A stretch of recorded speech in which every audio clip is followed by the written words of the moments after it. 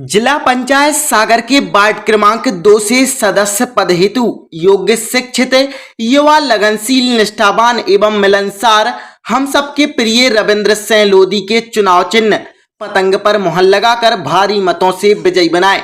निवेदक जिला पंचायत वार्ड क्रमांक 2 एवं क्षेत्रवासी। वार्ड क्रमांक 9 से जिला पंचायत सदस्य पद हेतु योग्य प्रत्याशी इंजीनियर योगेश जीवन पटेल के चुनाव चिन्ह 2 पत्ती पर मुहर लगाकर भारी मतों से विजयी बनाए।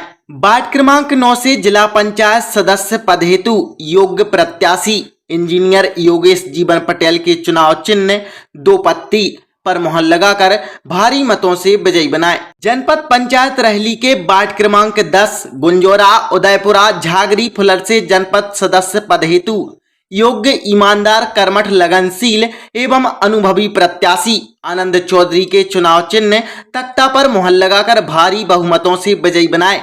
निवेदक समस्त वार्डवासी वार्ड क्रमांक 10 गुंजोरा, उदयपुरा, झागरी, फुलर।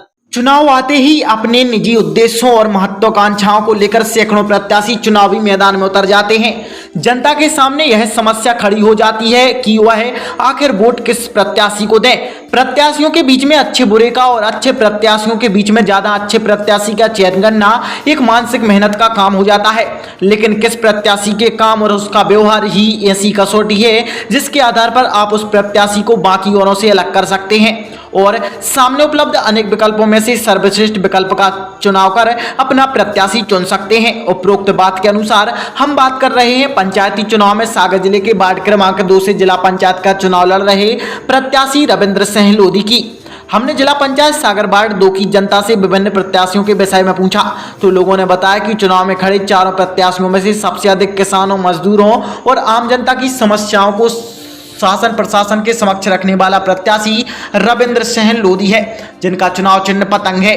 उसके प्रमाण मीडिया में सैकड़ों मिल सकते हैं। वह सभी किसानों, मजदूरों, आम नागरिकों की समस्या को लेकर हमेशा धरना प्रदर्शन, रैली, ज्ञापन करते रहते हैं और व्यक्तिगत तौर पर भी बहुत सारी समस्याओं को निपटाने का प्रयास करते हैं।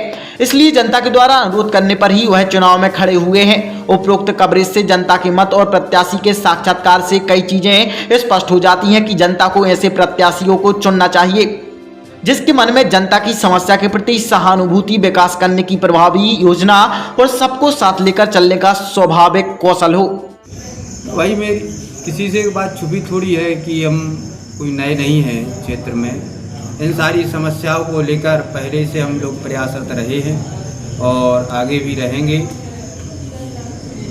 लोगों को मेरे ऊपर पहले से विश्वास है। लोगों के कहने पे ही मैं इस चुनाव में आया हूं और जिस जिम्मेदारी के साथ मैं एक सामान्य नागरिक होते हुए भी इन सारी समस्याओं को शासन प्रशासन के बीच रखने का प्रयास करता हूं और यदि इस पद पे सभी मतदाता भाइयों का मुझे आशीर्वाद मिला तो और बड़ी जिम्मेदारी से इनके बीच रखूंगा और सभी समस्याओं का निराकरण करने का प्रयास करवाऊंगा।